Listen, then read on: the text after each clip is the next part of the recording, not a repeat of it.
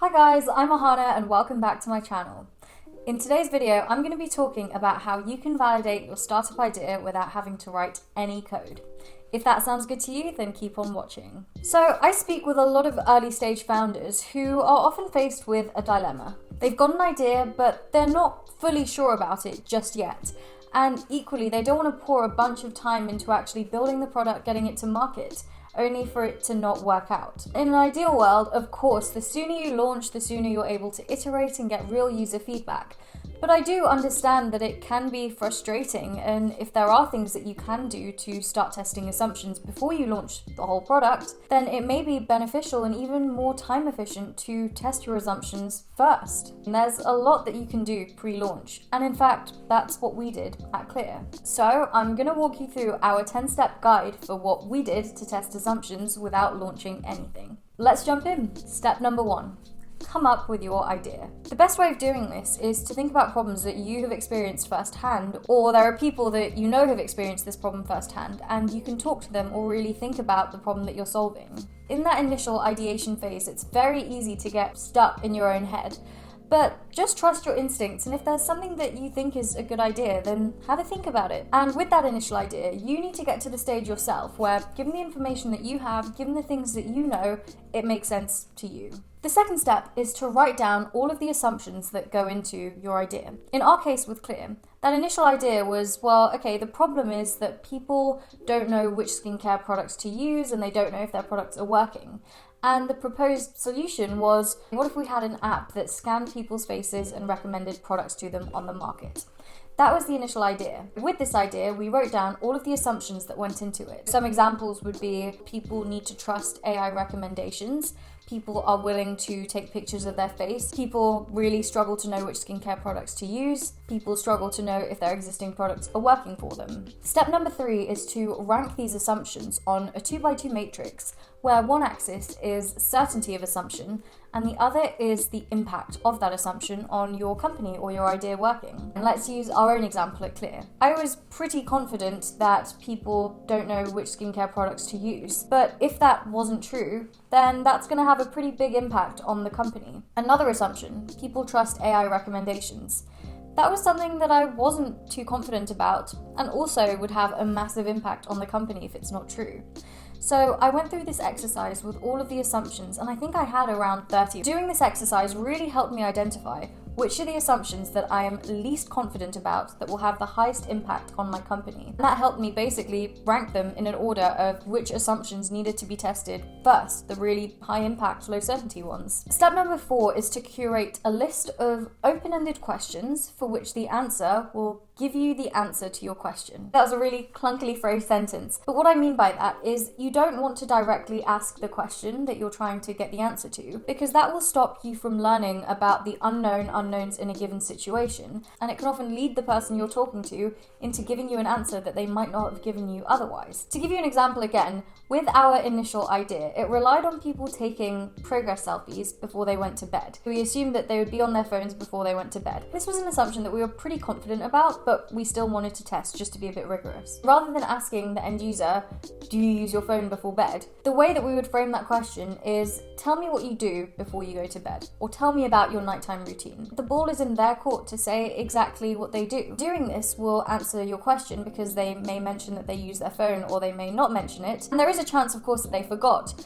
But either way, it wasn't something that they thought about themselves. It wasn't something that stuck out to them in answering that question. Equally, what this will also do is it will highlight to you other things that are part of their evening routine that you might have not even considered that could still impact the viability of your startup idea. Now, step number 5 is to ask these questions to real people, and to do that, you need to find people, and as many of them as you can. I have already covered this topic in my How to Get Your First 100 Users video, where I talk about where to find those initial people that will be your target customer. Please go check that out if you haven't already. There should be a link somewhere at the top of this video. Step number 6 is to be meticulous with your data collection. The way I did this is for each and every person I spoke to, I would have their basic demographic information. Then for all of those assumptions I had, every time I asked them the question, I would write down their entire answer, and I would do this for all of the questions. Don't get me wrong, sometimes these customer interviews would take a long time, some of them even up to 90 minutes. But it's such a fantastic learning opportunity. And the way I see it is it's better to spend an extra even 60 minutes per initial customer discovery interview than to spend months or even years building a product that in the end never reaches product market fit because nobody wants it and you never tested those assumptions. It's important to note that in these customer discovery interviews, try not to tell them what you're building. There's a book called The Mum Test which goes into great detail about this and is fantastic. But essentially, you want to keep it quite objective and not give away too much about what you're building, because then you're likely going to fall into the trap in which they will just tell you, oh, that's a fantastic idea. And more often than not, people won't be super critical because it's not fun to offend people. It's not really in someone's interest who's doing this interview with you to tell you that your idea is bad. So don't put that burden on them. Just try to avoid discussing the specifics of what you're building.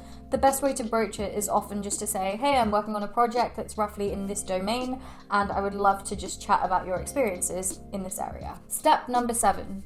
At the end of each day, collate the high-level insights. Look at the demographics that you've spoken to and look at what the key takeaways from that day are, and write them out in plain and simple bullet points. If you have a co-founder, it's often helpful to even chat to them about the insights that you found that day. The benefit of doing this every day is that over the course of this customer discovery period, you're probably going to be talking to a lot of people, and chances are you might not even remember something that was really key from a previous day. Step number 8 is to repeat this process every single day until you have some very clear overarching insights and have enough data to back them up. You need to get to the stage where each and every one of those initial assumptions that you came up with are either validated or invalidated. And remember, invalidating an assumption is not a bad thing. It's better to find that out sooner rather than later, before you've spent time and money on an idea that's not going to work. It's also totally normal not to have nailed every single assumption the first time round, and that's why companies iterate. You iterate closer towards product market fit and you try things. It's super important just to be completely honest with yourself about what the results are looking like. So you've validated or invalidated the individual assumptions.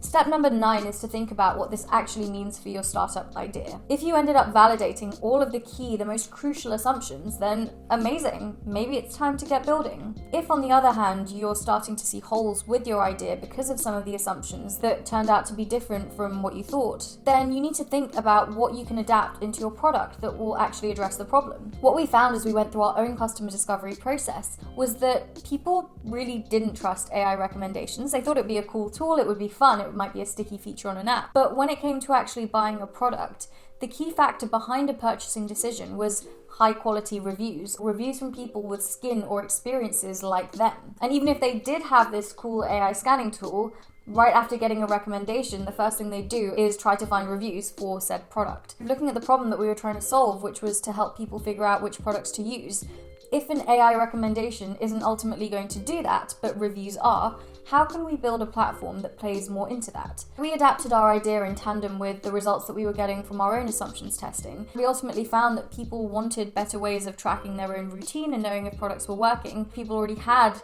janky solutions to this where they take pictures in their camera roll, or they'd have very complex Airtables or spreadsheets. And then when it came to the product recommendation side of things, rather than building a fancy AI to do this, we realized that we could actually attach user profiles with people's diaries and share them publicly such that you can find people with skin like you and actually see what they're doing day in, day out. And that was clear version 1. And then step number 10 is to keep on iterating with the same people and some new people as well until all of your assumptions are validated. And at this point, you're good to go and it's probably time to start building and getting something in front of people.